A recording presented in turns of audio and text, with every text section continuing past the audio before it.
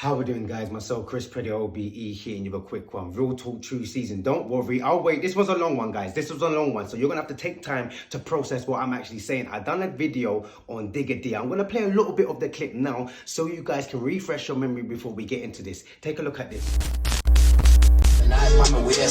Take your thought and push it right in your face. Stop, stop, stop, stop, stop, stop, stop, stop, stop, stop, stop, stop. How we doing, guys? Myself, Chris Pretty OBE, hitting you with a quick one. Real talk, true season. Yeah, now you saw it, you saw it. Stab, stab, stab, stab, stabbing at your, yeah, stabbing at your face. So, okay, hold on a minute. He's been signed to a record label, so there's got to be A&Rs, management, and if not, production team that is allowing it, and if not, signed it off. That's one thing. We also got to understand the way that the market works.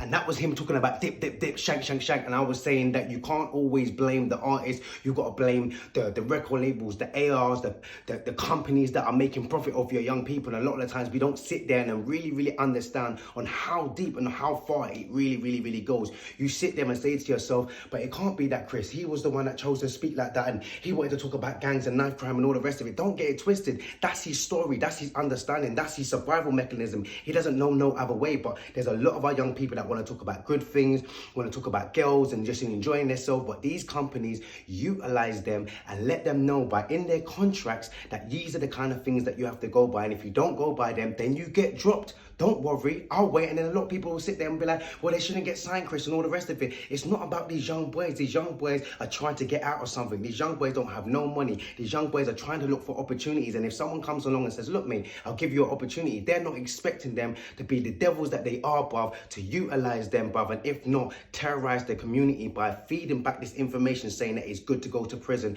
it's good to have sex and run around and cause diseases, it's all right to take lean, and it's okay to pop pills and all these balloons and all this kind of stuff. They want that on our children. They want that on the community. Guys, please take the time out to listen to this guy. This video has been going way back. It's very old. I put it on my page about 2-3 years ago, breaking it down. But once again, it seems like some of us forget, some of us don't understand, or some of us don't want to understand. So if you don't want to understand, just look away right now. But if you really understand the facts on what's really going on behind the music, behind these artists, take a look at this video.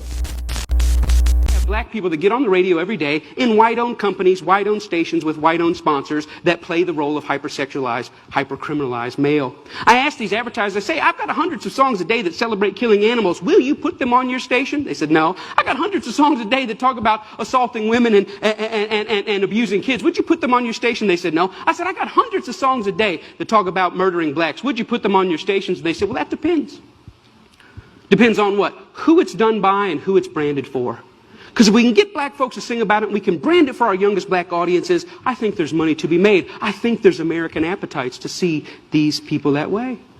I said, how can you say that? They said, well, look, it's what these artists know. It's what they, black people, create. It's, matter of fact, our surveys say it's what they want to hear, which speaks of a sickness. How do we live in a society where somebody says, you know what, I'm inspired to write a song that celebrates murdering another person. And then a person says, I'd like to put that on my station. Another person said, I'd like to pay for it. And then there's people out here in the audience that go, I'd love to hear it, as long as it's black guys. Because even white people buy rap music, buy this type of stuff, because we know that when we want to hear about killing each other, we know who to turn to for that type of inspiration. We call it our music. We say we own it. White people buy more rap than black people. Yeah, but we're very careful to turn it down at the stoplight when other black people are there. Why? Because we know we're just pretending. For them, it's more authentic and real. I always ask the companies, what about your name? What about your brand? What about your value? And the largest radio company in the world said this: it's okay that we only have drug dealers on our black youth stations. We only have murders on our black youth stations. We support black charities. We give out water at the Martin Luther King parade. I think we've got it covered. We've bought them off. Now, people get upset, the smartest guys in the room again. You're talking about censorship. I don't believe that. I believe in free art. Make whatever you want. I believe you should make music about anti-Semitism. I believe you should make music about killing dogs. I believe in this country you should make music about bashing homosexuals and driving them behind trucks. I believe you should make music about stringing people up on trees. I believe you should make music about killing whitey. I believe you should make all that music. But I also believe that in the mainstream marketplace, people should hesitate associating their name with certain content. You know, there's certain stuff you can't buy at the store. Certain stuff you can't get on iTunes because their brand doesn't want it. But if you want to hear black people celebrating killing black people, they got thousands and thousands and thousands of those things to sell you. I don't think it's about censorship. I think it's about American cultural hypocrisy. Because here's the truth. These black entertainers, they can't sing just about anything. There's some stuff that'll get them fired. And they get dropped, and they get fired, and they get slapped on the wrist. They get disciplined all the time. Why? Because sometimes they step over the bounds. A very famous case is what happened with Rick Ross. Rick Ross is the Mammy Two Shoes, one of the many Mammy Two Shoes of our day. He's a black entertainer in a world carved out for him and a role carved out for him by white entertainment companies. And one day he talked about, in the middle of a song that celebrated dealing drugs and killing blacks, he made a reference to date rape. And when he made that reference to date rape, that set social media on fire. That got 100,000 petitions in 24 hours. Hey, buddy, date rape is no joke. That had white people standing outside of Reebok in New York saying, you better take this seriously. We're tired of a rape culture in America. One line in one song moved the masses. And you know what Reebok did? Did they stand by him and say, hey, we believe in freedom of speech. We believe in freedom of expression. It's just a song. Calm down. No, they fired his tail on the spot.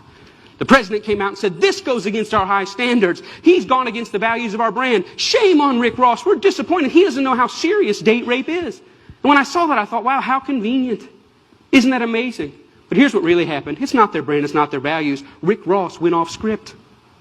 He was hired to get black customers, and they think that black customers go with black bait. And in America, black bait is the hypercriminalized, hypersexualized portrayal of black people. And as long as he had sung about that, the stuff that got him hired, he still have a job at Reebok. But when he touched other sensitivities that affect us, he lost his job. See, the truth is, it's not they that need to change. It's we that need to change.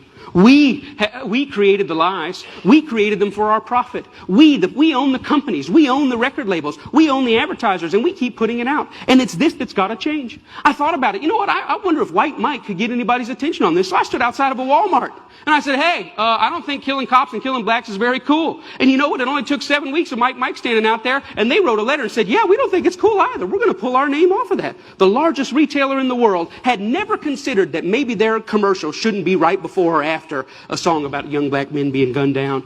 And I realized this, that black murder is normal, but it should not be. And I realized the importance at the coffee table, at every headline, every pastor's gathering, every family gathering to say, you know what, these black lives matter. It's not just another black kid. These are human beings. I'm doing my best in every way, shape, and form. Talks like this everywhere I can go to say, you know what, I was born in a world where black murder was normal. My kids were born into a world where black murder is normal, but I don't want to die in a world where black murder is normal. Am I 5 years or 10 years away? I don't know, but I'm screaming as high as I can. Let's feel this pain and let's lift our voice to tell the lies. They are not criminals, they are not deviants, and their lives are just as important as ours.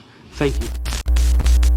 He broke it down on the basis in the sense of that's the way the things go. Whether you like it, whether you don't like it, it's up to us to change it. It's up to us to say what's going on. Like he said, we wouldn't have it if man was talking about murdering cats on the deep. You'd be like, what, murdering cats? Are you mad? That's inhumane. What's he talking about? So how comes it's okay for another young boy to speak about killing and shooting their own in their own community, and everyone feels like it's acceptable? Everybody pumps it into the car. Everybody wants to use the N-word. Why?